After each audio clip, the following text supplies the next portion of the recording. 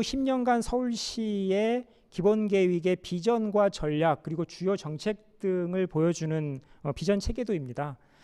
우선 비전으로서는 앞으로 2033년의 계획이지만 이 계획이 장기적인 서울시의 탄소 중립 목표를 어떤 비전으로 설정하고 진행되었기 때문에 시민과 함께 내일을 키우는 2050년 탄소 중립 도시라는 비전을 저희가 제시를 하고 있고요.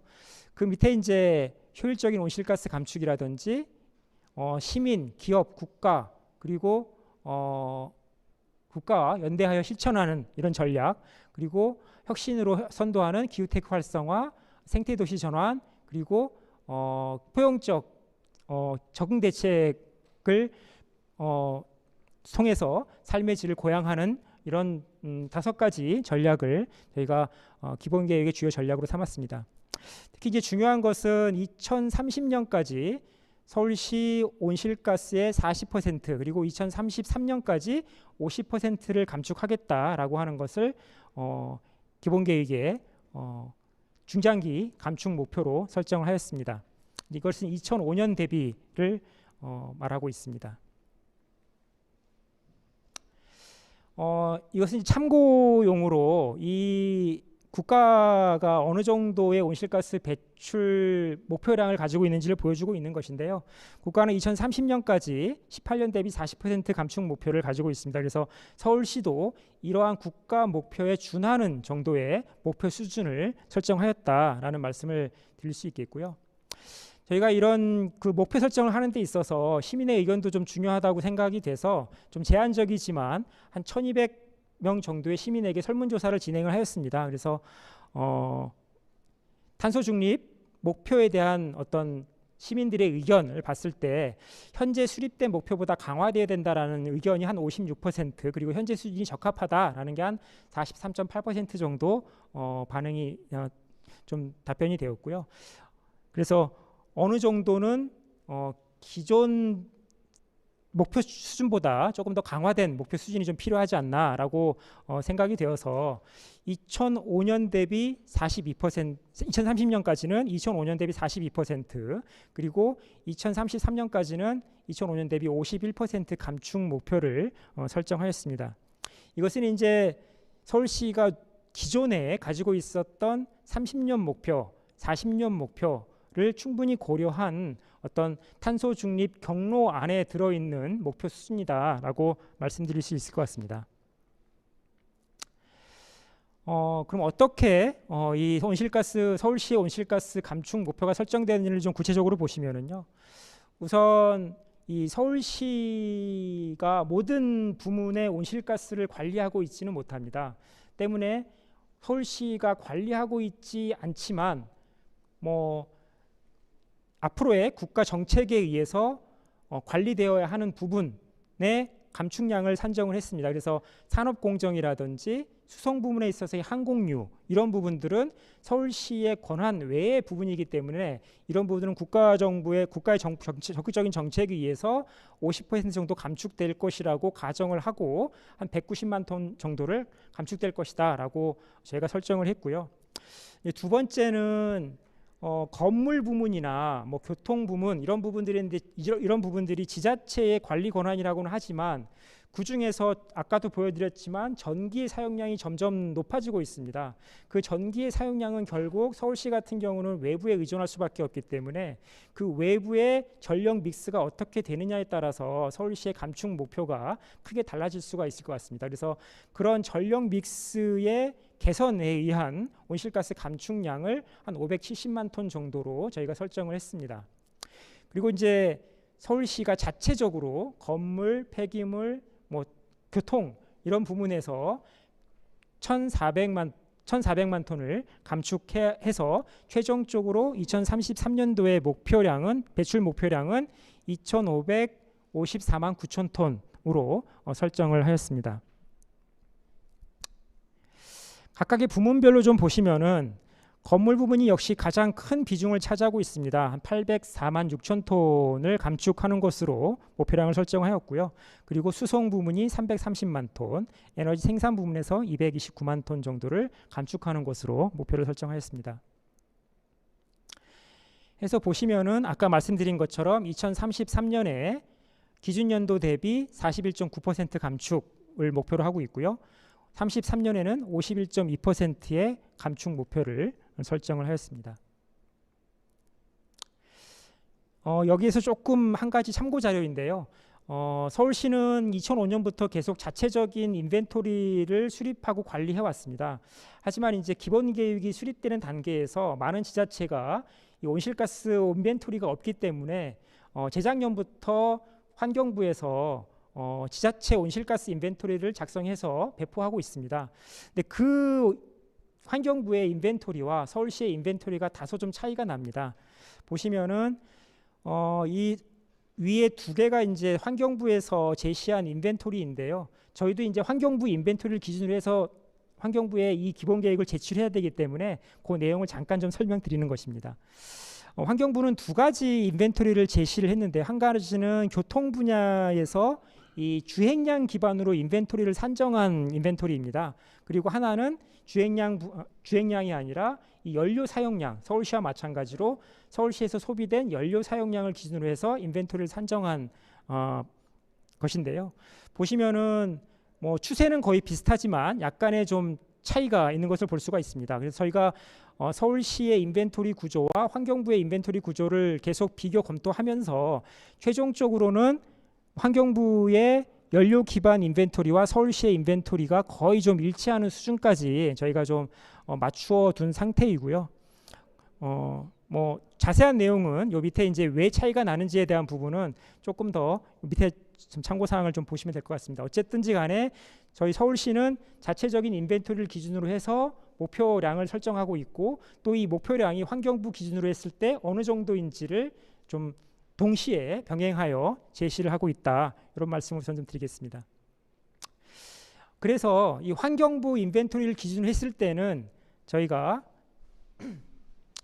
2030년 목표 년도를 봤을 때 약 39% 정도를 감축할 수 있다라고 분석이 된 상태입니다. 보시면은 2030년까지는 환경부 기준 인벤토리를 봤을 때 39.2%, 그리고 33년까지는 48.5%. 왜냐하면 그 환경부의 인벤토리가 서울시 인벤토리보다 조금 크기 때문에 같은 감축을 하더라도 이 감축률 자체가 조금 좀 낮아질 수밖에 없는 그런 상황입니다. 그럼 어떤 식으로 감축 목표를 달성할 것이냐를 잠깐 좀 말씀드리도록 하겠습니다. 저희가 마찬가지로 이제 시민 설문조사를 했는데, 보시면은 각 부문별로 어떤 정책을 주요하게 추진해야 될 것인가에 대한 의견을 좀 저희가 청취를 했습니다. 건물 부문 같은 경우는 기존 건물의 에너지 효율 개선 사업과 뭐 건물의 에너지 고효율 설비 보급, 이런 부분들이 가장 중요한 사업으로 시민들이 응답을 하셨고요. 수송 부문 같은 경우는 친환경차 전환 확대, 전기차, 수소차 충전 시설 보급, 그리고 대중교통 지원 강화, 이런 부분들을 주요한 사업으로 제안을 해주셨습니다. 자원순환 같은 경우는 일회용품 사용 감축, 재활용품 회수시설 설치가 가장 주요한 정책으로 제안을 해주셨고요. 에너지 생산 쪽에서는 태양광 보급, 그리고 수열 에너지 등을 이용한 냉난방, 친환경적인 냉난방 기술 확대, 이런 부분들을 주요한 사업으로 제시를 하셨습니다. 각각의 부문별로 보면은 지금 그 기존 건물 제로에너지 건물 제로에너지 빌딩 전환, 그리고 신축 건물 제로에너지 빌딩 조기 시행, 그리고 건물 온실가스 총량제와 같은 어떤 제도적 기반 마련, 크게 세 부분으로 나눌 수 있는데요. 전체적으로 이 세 가지의 어떤 단위 사업 등을 통해서 약 800만 톤을 2033년까지 감축하겠다, 이렇게 볼 수가 있고요. 여기 보신 거는 이제 2033년 건물 BAU 대비해서 27% 감축인데, 만약에 이 부분에 이 아까 말씀드렸던 전력 부문의 믹스 개선 효과가 포함이 되면은 약 46% 정도 건물 부문에서 감축할 수 있다라고 설정이 되고 있습니다. 수송 부문은 친환경차 보급과 교통 수요 관리로 크게 나눌 수가 있는데요.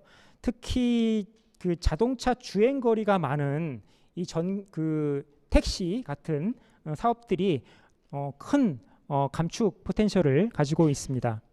그리고 녹색 교통지역 확대라든지 그리고 이제 전 지역의 4등급 차 운행 제한 이런 수요 관리 등의 사업들을 포함해서 교통 분야에 330만 톤 정도를 감축할 수 있고 이것은 BAU 대비 한 41% 감축하는 그런 수준입니다. 폐기물 같은 경우는 주택에는 폐기물 원천 감량이 있고 폐기물 재활용 확대로 크게 나누어 볼 수 있습니다. 그래서 한 40만 톤 정도를 지금 36만 4천 톤 정도를 2033년까지 감축하겠다라는 목표를 세우고 있습니다. 에너지 부문은 신재생 에너지 보급이 역시 이제 가장 감축을 위한 중요한 수단인데요. 세 가지로 볼 수가 있을 것 같습니다. 한 가지는 태양광 보급, 두 번째는 연료전지 보급 확산, 세 번째는 지열에너지 도시를 통한 지열에너지 확산 사업입니다. 이를 통해서 한 220만 톤 정도를 감축할 수 있을 것으로 전망하고 있습니다. 흡수 부문은 역시 그 도시 숲의 확대를 통해서 흡수하는 그 감축량을 산정하고 있는데요. 약 7,800톤, 약 8,000톤 정도를 2033년까지 감축할 수 있을 것으로 전망하고 있습니다. 그래서 보면은 연도별로 감축량을 종합한 표입니다. 전반기 5년간이 후반기 5년간보다는 조금 더 적극적인 감축이 이루어질 수 있도록 보시다시피 좀 디자인이 된 것을 볼 수가 있고요. 네, 볼 수가 있습니다. 다음은 기후변화 적응 대책입니다. 사실은 이게 그 2022년 기후변화 대응 종합계획 때 기후위기 적응 대책을 법적으로 마련하게끔 돼 있어서 굉장히 종합적으로 적응 대책을 한번 마련한 바가 있습니다. 그때 서울시의 전반적인 취약성과 기후위기가 어떤 것인지를 저희가 분석한 한 바가 있고요. 그걸 잠깐 보여드리면은 이런 물 관리라든지 생태계, 시설물 관리, 건강 부문에서 서울시가 직면하고 있는 주요 기후 리스크는 무엇인지를 보여주고 있는 표입니다. 그래서 이것도 보시면 될 것 같고요.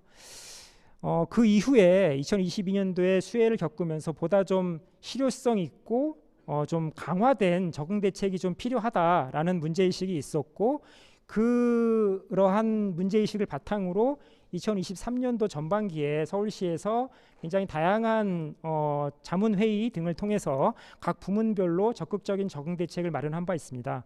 그 내용들을 이번 기본계획에서 좀 반영해서 담아내고 있는데요.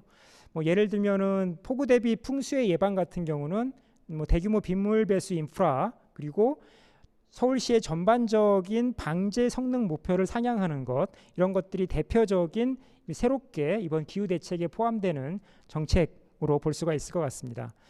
특히 이제 침수 예경보 시스템도 기존의 어떤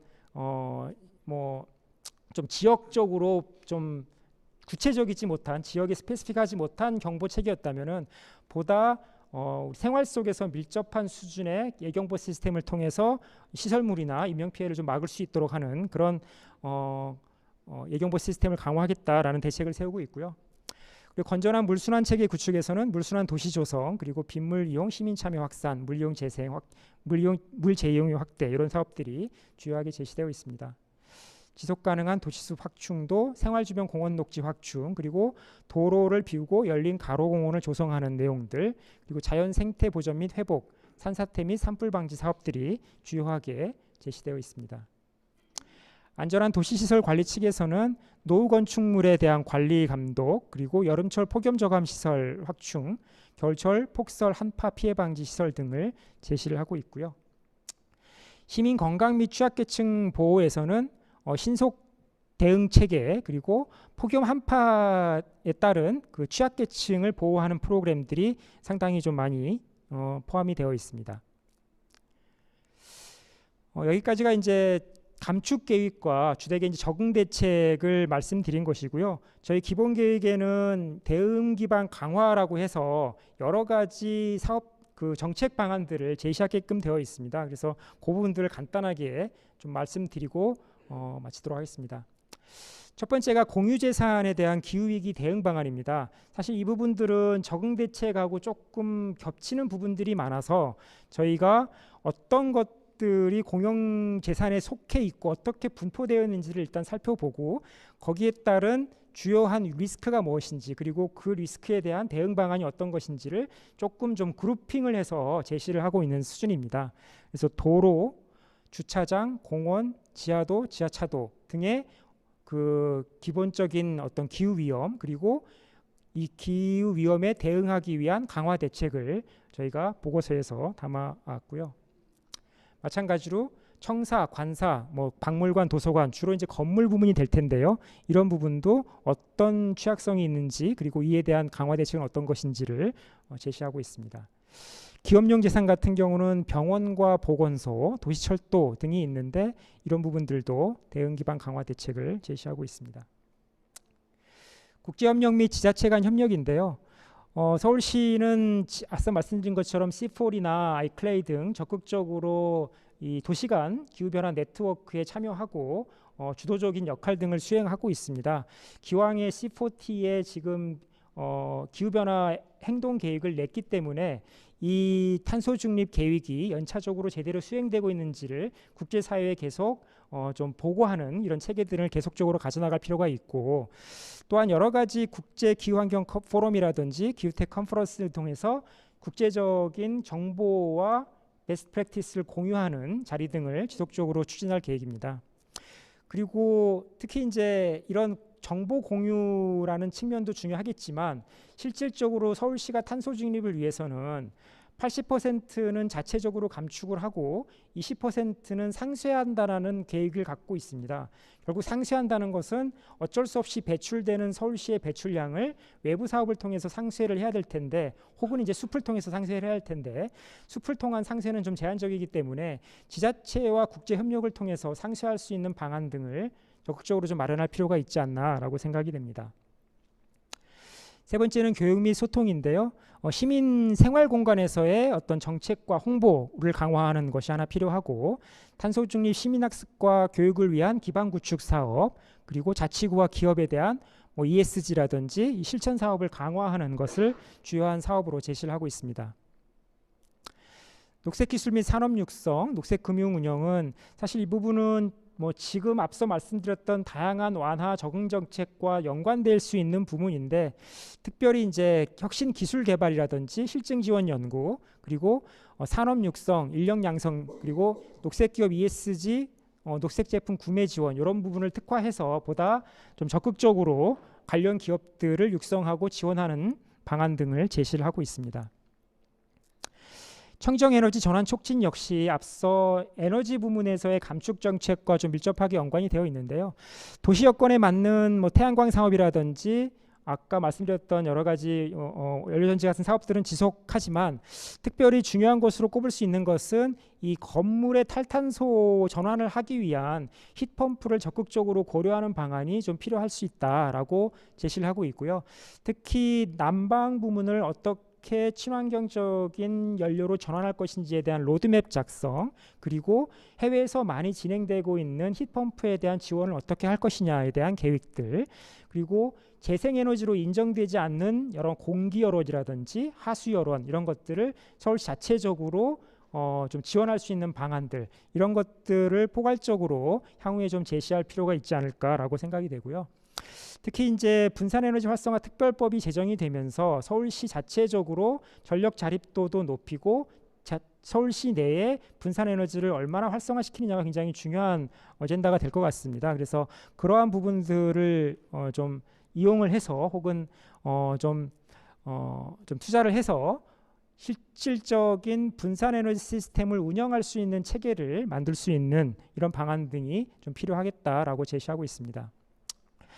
정의로운 전환은 사실은 이게 이제 중요한 부분인데 서울시에 직접적으로 그러니까 영향을 받을 수 있는 어떤 지역이나 직업군, 산업 이런 것들에 대한 연구가 조금 좀 미흡한 것이 사실입니다. 그래서 화석연료 관련 사업 등에 대한 지원이나 고용 안정성을 확보하는 것이 굉장히 필요하지만 이런 부분들은 조금 연구가 좀 필요할 것 같고 일단은 친환경차 전환에 따른 기존 그 화석연료 충전 인프라가 좀 가시화될 전망입니다. 그래서 이런 부분들을 어떻게 전환하면서 좀 지원할 수 있는 방안이 있을지에 대한 고민이 좀 필요할 것 같고요.